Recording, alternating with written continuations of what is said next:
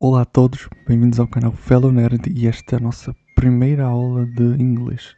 Como eu já disse noutros vídeos, o objetivo principal do canal não é só ensinar romeno, mas é ensinar todas as línguas que eu sei e também falar sobre linguística, porque são temas que eu estudo na universidade. Nesta primeira aula de inglês nós vamos ter uma introdução sobre o que propriamente é o inglês, uma coisa mais histórica, comparativa com outras línguas. No final alguns cumprimentos e não vai ser muito nesta aula porque eu vou focar mais em explicar o surgimento da língua. Como devem imaginar, assim como todas as línguas, o inglês surgiu a partir de uma mistura de diferentes povos, mas especificamente o inglês foram muitas línguas que se juntaram de muitas diferentes famílias para fazê-lo e estes povos se reuniram todos naquela região da Grã-Bretanha que é onde está a Inglaterra. E como vocês podem ver ao lado, a língua não é nada parecida com o que nós conhecemos hoje do inglês, que ao longo do tempo ficou mais parecido ou talvez mais familiar, porque também, além de ter tido esta coisa das línguas germânicas, uniu-se também com línguas como o francês e o latim. Então isto talvez tenha deixado muitas palavras parecidas com o nosso vocabulário, como nós vamos ver de seguida. A família germânica, o inglês é considerado uma língua desta família, ou seja, é um parente do alemão e do holandês. E, como já disse, a origem remonta às tribos germânicas, como os anglos, saxões e jutos, como eu já disse, que migraram para aquela região que hoje é o Reino Unido. E de todas, o inglês é a língua mais simples e mais básica de sua família, porque ela perdeu os casos gramaticais, perdeu conjugações verbais complexas, perdeu o género neutro e na prática não faz distinção entre género em quase nada, por exemplo, nos adjetivos e nos artigos. E se por acaso não sabes o que são essas coisas, já não é preciso se preocupar porque não tem nada disso no inglês. Aqui eu preparei um vocabulário com inglês, alemão e holandês para que vocês possam perceber o quanto essas palavras são similares, pelo menos penso eu, são similares, têm a mesma origem. Eu vou fazer a leitura do inglês, seguida do alemão e do holandês pausada. House, house, house, water, Wasser, butter, mother, Mutter, Mutter, wind, wind, wind, name, Name, Name, friend, Freund, Vriend, book, Buch, book. Agora uma comparação dos verbos. Podem perceber que apesar dos verbos serem parecidos, de alguma forma o inglês encurtou esses verbos e ficou mais fácil. Come, common, common, make, machen, machen, give, geben, geben, see, sehen, sinn, have, haben, haben, go, gehen, gaan, live, leben, leven, work, arbeiten, werken. E agora outras palavras, pronomes e adjetivos. Old, alt, oud. New, neu, new. Light, leicht, licht. Warm, warm, warm. Cold, kalt, kalt.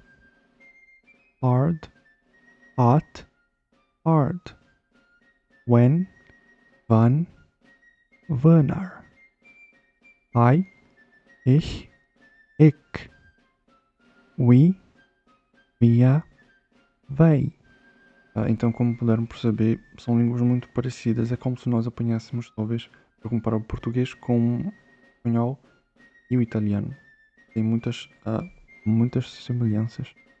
Eu diria que de todas essas palavras aqui, talvez a única que eu não achei parecida é esta arbeiten em inglês e arbeiten em alemão, mas em inglês é work e em holandês é werken. Então são semelhantes em holandês e inglês. Agora, a influência latina. recebeu muita influência desta família e muitas palavras do inglês são aparentadas com o português e chegaram ao idioma especialmente pelo francês, pelo latim também. E o francês normando tornou-se a língua da corte. Os termos franceses passaram a indicar maior refinamento na língua. O que é isto? Esses latinismos ou coisas do francês que foram para o inglês eram usadas pela nobreza. Então, se nós formos comparar o vocabulário, palavras que são consideradas mais académicas, mais formais, têm semelhança com a família latina, enquanto que as palavras usadas no dia a dia são mais parecidas com a família germânica. Aqui eu separei algumas palavras que nós temos em inglês, por exemplo, o animal, em inglês a carne, e coloquei em francês e em português para traduzir também. Foi tirado do livro As Línguas do Mundo, de Charles Biolitz, no capítulo 4, é um livro que eu já li e recomendo muito para quem gosta de saber a origem das línguas, e não só isso, mas curiosidades.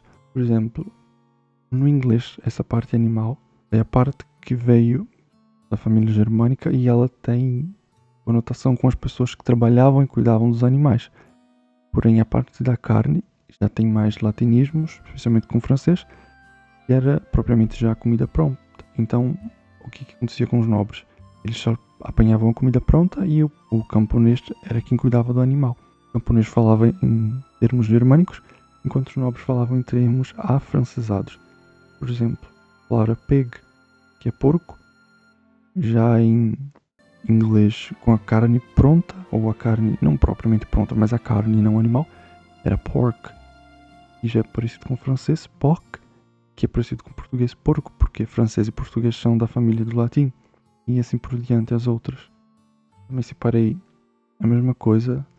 Na primeira coluna nós temos os verbos que são usados no dia a dia. Na segunda nós temos os verbos que são mais bonitos, assim, mais formais ou até mais académicos ou profissionais, usado por exemplo num contexto de trabalho, e eles vêm do francês e vão para ser com português porque vêm da língua latina.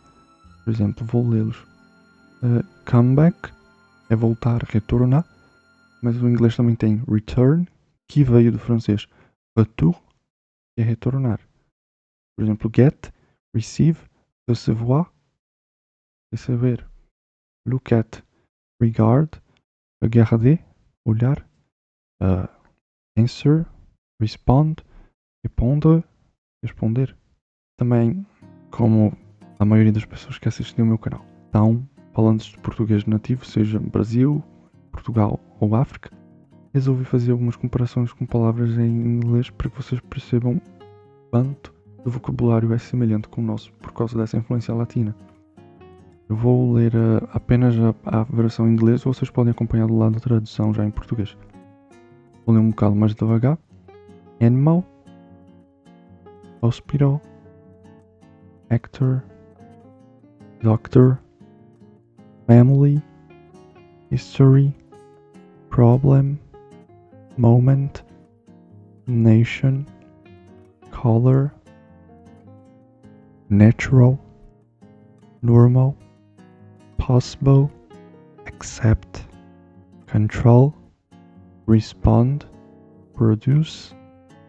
Finalmente vamos ao tema da aula, que seriam os cumprimentos em inglês. Para terminarmos, cumprimentos e saudações em inglês, nós podemos usar palavras como compliments ou greetings. Significam literalmente saudações ou cumprimentos. São coisas básicas, imagino que a maioria de vocês já sabem, mas como eu disse, o objetivo desta aula era mesmo apresentar o inglês e eu resolvi colocar este vocabuláriozinho no final em inglês e depois em português. Nós temos hi ou hey, que significa oi ou olá. Hello, significa oi ou olá. Good morning, significa bom dia. Good afternoon, que significa boa tarde. Good evening, boa noite. How do you do? Como vais? How are you? How are you? What's up?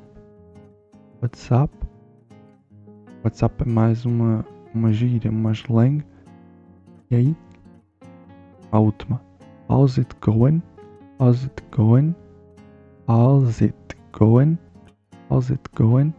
E também temos a famosa nice to meet you.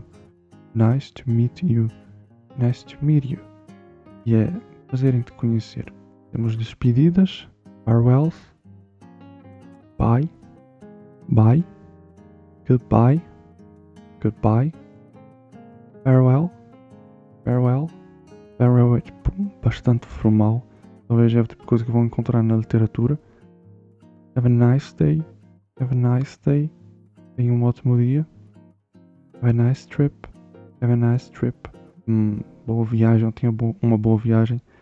A cena do have a nice. E depois mete a cena que está a falar. Por exemplo, tenha uma ótima noite. Have a nice night. Have a nice evening. É um coringa se have a nice e depois colocar adiante o que queres desejar à pessoa. Take care. Take care. Toma cuidado, porta-te, cuida-te. Outro coringa. See you. Literalmente significa ver você, mas tem no sentido de ver a pessoa depois. Pode dizer see you, ou então acrescentar coisas como see you later, vejo-te depois, see you soon, vejo-te em breve, see you next time, vejo-te da próxima vez. Talk to you later, mesmo sentido, falamos-nos depois, falo contigo depois. See you, como eu já tinha dito, até depois, ou vejo você depois. E cheers. É um spellzinho assim mais simples, como eu falei, é uma slang, como está escrito ali embaixo. São gírias, são calões, a slang. E cheers também pode ser usado para brindar. Brindar os copos, por exemplo. E era isso. Espero que tenham gostado. Também vou começar agora esta série de inglês. Não vou parar com a série da língua romena. E depois também podem tentar pedir nos comentários alguma outra língua para ver se eu sei algo sobre ela. Eu vos posso também começar uma série sobre outra língua, ou mesmo sobre temas de linguística. Fiquem à vontade para comentar e até a próxima. Bye bye.